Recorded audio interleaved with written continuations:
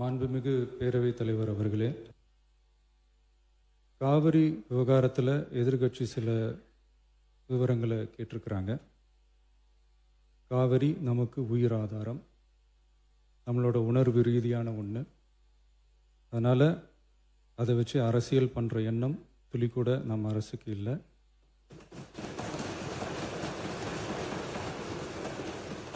அதுக்கான அவசியமும் இல்லை. மேகதாது விவகாரத்தில் நாம் எல்லாரும் சேர்ந்து தான் தீர்மானம் போட்டோம். அதை நேர்முக கடிதமாக மாண்புமிகு பிரதமர் அவர்களுக்கும் அனுப்பி வச்சிருக்கிறோம். அதோடு நாம் அப்படியே இருந்துடல.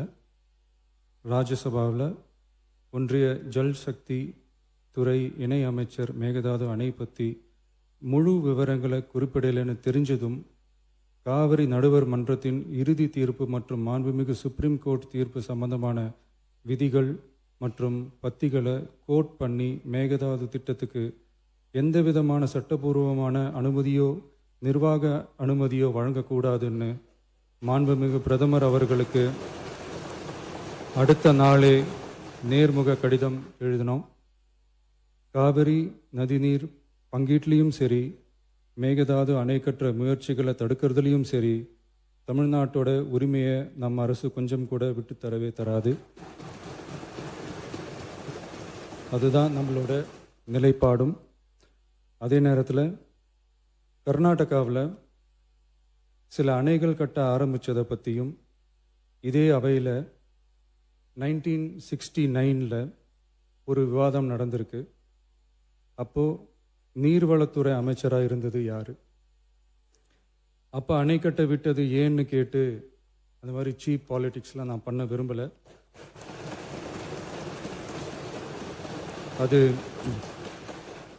அது நம்ம நோக்கமும் இல்லை. ஏன்னா காவிரி விவகாரத்தை ரொம்ப கவனமாக கையாளணும். எந்த கட்சி ஆளுகிறது, எந்த கட்சிக்கு பெருமை, யாருக்கு பெருமைன்னெலாம் பார்க்கக்கூடாது. இது தமிழக மக்களுடைய பிரச்சனை அப்படின்னு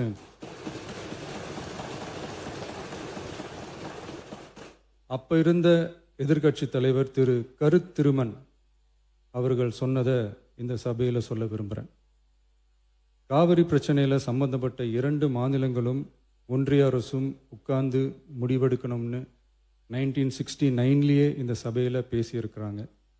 அதுக்கப்புறம் நிலைமை வேறு மாதிரியெல்லாம் போயிடுச்சுன்னும் நம்ம எல்லாருக்குமே தெரிஞ்சது தான். சட்டப்படி இந்த பிரச்சனையை அணுகிறதுல நாம் உறுதியாக இருக்கிறோம், அதில் மாற்றமே இல்லை. இருந்தாலும் ஒரு அட்டெம்ப்ட் எடுத்து பார்க்கலாம்னு தோணுனது தான் அந்த பெங்களூர் விசிட். அப்படி ஒரு விசிட் பற்றி ஃபஸ்ட்டு யோசித்து கேட்டதும் நான் தான். நாம் பெங்களூர் போக நினச்சதை பற்றி பல ஒப்பீனியன்ஸ் வந்துச்சு. நாம் போக நினச்சதுக்கு காரணம், ஒருவேளை இந்த பிரச்சனை தீர்க்கறதுக்கான ஒரு பாசிட்டிவ் சைன் கிடைச்சா நல்லா இருக்குமேன்னு ஒரு எண்ணத்தில் தான். இன்றைய காலத்தில் பகை நாடுகளை பேசி தீர்க்க பார்க்குறாங்க. பக்கத்து மாநிலத்தோட பேசி பார்த்தா என்னன்னு நினச்சேன்.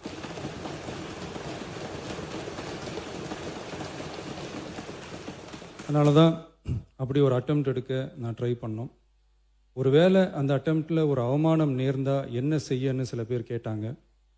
அப்படி நடந்தால் தமிழ்நாட்டு மக்களுக்காக அதையும் தாங்க தயாராக தான் இருக்கேன்.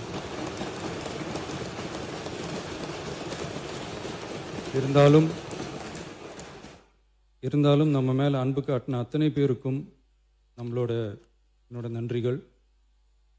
இந்த காவிரி விவகாரம் பற்றி மாண்புமிகு நீர்வளத்துறை அமைச்சர் அவர்கள் உரிய விளக்கம் அளிப்பார். அதே மாதிரி காவிரி பிரச்சனையால் பாதிக்கப்பட்ட விவசாயிகளுக்கான அந்த இன்சூரன்ஸ் ப்ரீமியம் அரசே கட்டுறதை பற்றி கேட்டிருந்தாங்க. அதுக்கான விரிவான பதிலை மாண்புமிகு விவசாய அமைச்சர் அவர்கள் தருவார். அப்புறம் இந்த குறுவை சாகுபடிக்கு அந்த நிவாரண தொகுப்பு பற்றி எதிர்கட்சியிலேருந்து கேட்டிருந்தாங்க. அந்த குறுவை சாகுபடிக்கு அந்த நிவாரணம் ஏற்கனவே கொடுத்தாச்சு, வழங்கியாச்சு. இது அரசியலே நாங்கள் தான் அப்படின்னு சொல்லிக்கிறவங்களுக்கு இது எப்படி தெரியாமல் போச்சுன்னு எனக்கு தெரியல.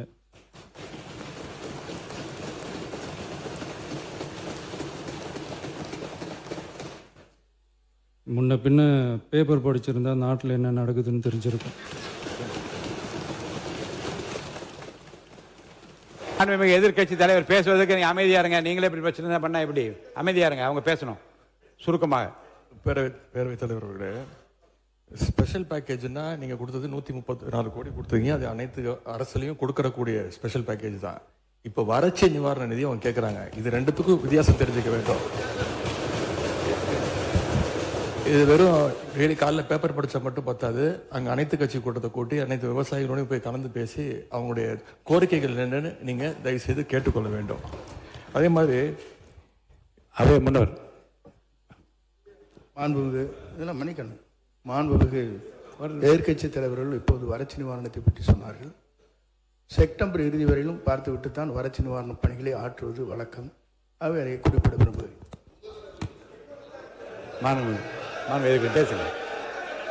மாண்புமிகு எதிர்க்கட்சி தலைவர், பேரவைத் தலைவர்களே பேச அனுமதிங்க. நீங்களே இப்படி பண்ணா எப்படி? மாண்புமிகு எதிர்க்கட்சி தலைவர் சுருக்கமா முடிச்சு. தலைவர்களே, நாங்கள் இன்னொன்று திரும்பி கேட்பதுதான், கர்நாடகாவில் அவங்க அனைத்து கட்சி கூட்டத்தை கூட்டி முன்னாள் முதலமைச்சர்லாம் வர சொல்லி அவங்களுடைய கோரிக்கைகள்லாம் கேட்டுக்கிட்டு இருக்காங்க, தொடர்ந்து கேட்டுட்டு இருக்காங்க. இந்த தாவேக அரசு ஏன் அனைத்து கட்சி கூட்டத்தை கூட்டுவதற்கு என்ன உங்களுக்கு பயம், என்ன உங்களுக்கு தயக்கம் என்பதை நான் கேட்டுக்கொள்ள விரும்புகின்றேன். அதே மாதிரி குறுவை பாதித்த சம்பவம் இன்னைக்கு கேள்விக்குறியாக நிலையில விவசாயிகளுடைய தொடர் கோரிக்கை டெல்டா மாவட்டங்களை வறட்சி பாதித்த மாவட்டங்களாக அறிவித்து அதற்கான உரிய நிவாரணங்களை அவங்க தொடர்ந்து கேட்டுட்டு இருக்கிறாங்க. எனவே அதையும் இந்த அரசு செய்ய வேண்டும் என்று கேட்டுக்கொள்கின்றேன். நன்றி. மாண்புமிகு உறுப்பினர் திரு கே எடப்பாடி பழனிசாமி அவர்கள். மாண்பு பேரவைத் தலைவர்களே, நான் ஏற்கனவே பேச வந்தது முதலமைச்சர் வந்து குறுக்கீட்டுக்கு பதில் அவ்வளவுதான். அனைவருக்கும் சேர்ந்து பதில் சொல்லி இல்ல, அதாவது குறுக்கீட்டுக்கு தான் பதில். இப்ப நீங்க பேசுங்க, உங்களுக்கு தேவைப்பட்டால் அதையும் பதில் சொல்லுங்க. 2 சிறப்பு கவன தீர்மானம் கொண்டு வந்திருக்கிறோம். ஒன்று காவிரி நதிநீர் பிரச்சனை சம்பந்தமாக ஒன்று, மற்றொன்று டெல்டா மாவட்டங்களில் குறுவை சாகுபடி செய்த விவசாயிகள் தண்ணீர் இன்றி பயிர்கள் காய்ந்து அதனால் விவசாயிகள் பாதிக்கப்பட்டிருக்கிறாங்க. அந்த பாதிக்கப்பட்ட விவசாயிகளுக்கு தேவையான நிவாரணத்தை அளிக்க வேண்டும் என்ற 2 தலைப்பின் அடிப்படையில் தான் நாங்கள் கொடுத்தோம். காவிரி நதிநீர் பிரச்சனை பற்றி நான் ஏற்கனவே இதே அவையில் நம்ம கொண்டு வந்தோம். மேகதாது பிரச்சனை சொன்னோம். நடுவர் மன்றத்தை பற்றி இங்கே ஒரு கருத்தை, ஒரு தீர்மானத்தை கொண்டு வந்து நிறைவேற்றிருக்காங்க. அது வந்து நான் ஏற்கனவே தெளிவாக நான் சொன்னேன். பத்திரிகையெல்லாம் வேறு விதமாக வருகின்றது. 18ஆம் தேதி கொடுக்கப்பட்ட அந்த சட்டமன்ற உறுப்பினர்களுக்கு கொடுக்கப்பட்ட அரசு தனி தீர்மானத்தில் கொடுக்கப்பட்ட அந்த வாசகத்தின் அடிப்படையில் தான் முன்மொழிஞ்சு அதன் அடிப்படையில் தான் நாங்களாம் பேசணும். ஆனால் இடை திருத்தத்தை நடுவர் மன்றம் அமைக்க வேண்டும் என்று வலியுறுத்தி இந்த தீர்மானத்தில் அவர் வந்து மாண்பு முதலமைச்சர் பதில் சொல்லிக்கிட்டு போது சொன்னார். அதை நாங்கள் ஏற்றுக்கொள்ளவில்லை. அது இப்பொழுதும் நான் சொல்லி விடுகிறேன். அதோட கொஞ்சம் உட்காருங்க, அதை பற்றி விளக்கம் சொல்லி உட்காருங்க, ப்ளீஸ் உட்காருங்க. மாண்புமிகு முதலமைச்சர் அவர்கள் அரசின் சார்பில் தீர்மானத்தை முன்மொழிந்தார்கள். எதிர்க்கட்சி தலைவர் அவர்கள் கடிதம் மூலமாக அன்று காலையே இதில் ஒரு திருத்தத்தை ஏற்றுக்கொள்ளுமாறு ஒரு கடிதம் கொடுத்திருந்தார்கள். முறையாக அது ஆய்வு செய்யப்பட்டு அந்த திருத்தம் ஏற்றுக்கொள்ளப்பட்டு அவைக்கு மாண்புமிகு முதலமைச்சர் அவர்கள் வாக்கெடுப்புக்கு விடுப்பதற்கு முன்பாக நான் சொன்னேன், திருத்தப்பட்ட திருத்தத்தோடு இந்த தீர்மானம் வாக்கெடுப்புக்கு விடப்படுகிறது என்று சொன்னேன். உங்களுக்கு 3 வாய்ப்பு இருந்தது.